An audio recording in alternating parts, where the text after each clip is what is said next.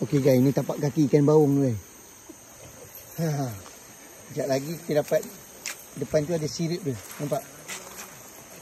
Tapak kaki dengan sirip ikan baung. Kau tunggu kejap ikan dia. Ni kita mula.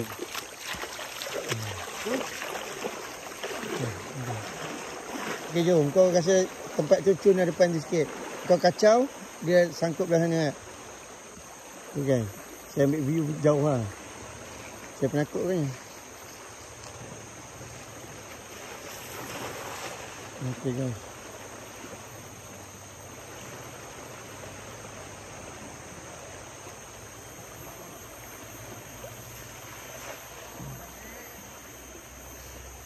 Okay guys, view ni cantik. You all kalau nak tengok dekat-dekat, you kena zoom lah.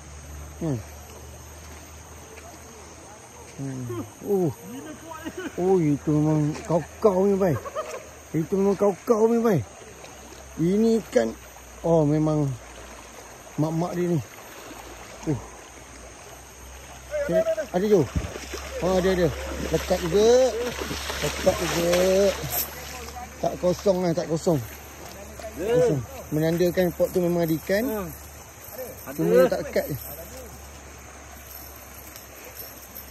Nampak? Yang tu. Dah macam memancing dah tadi.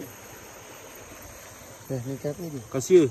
Ni kasia. Ni lah yang Amy nyanyi tu. Oh, sia-sia sudah. Ni ikannya.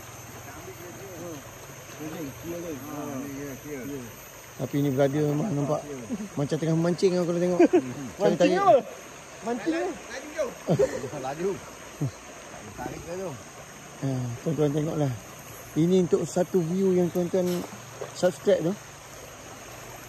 Nak ambil dia, susah tuan-tuan. Bukan senang. Ya. So, jangan lupa like, share dan subscribe. Tak gitu je, macam tu ayat dia. Okey. Okey, dia perlu bantuan. Perlukan bantuan. Okey.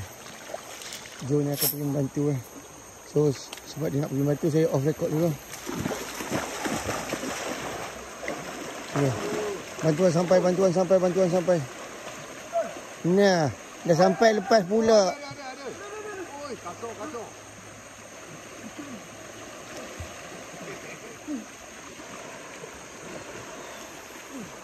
Kasut ada. Ada nampak. Oh, apa batu? Tolong. Batu besar. Batu tu. Kena konten dulu. Oh, ini ikan belakang tu. Oh, nampak ikan belakang tu. Kasut lah. Kasut. Kelah.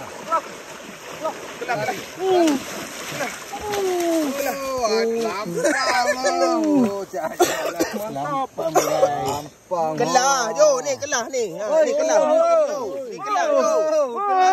Kelah, Jo.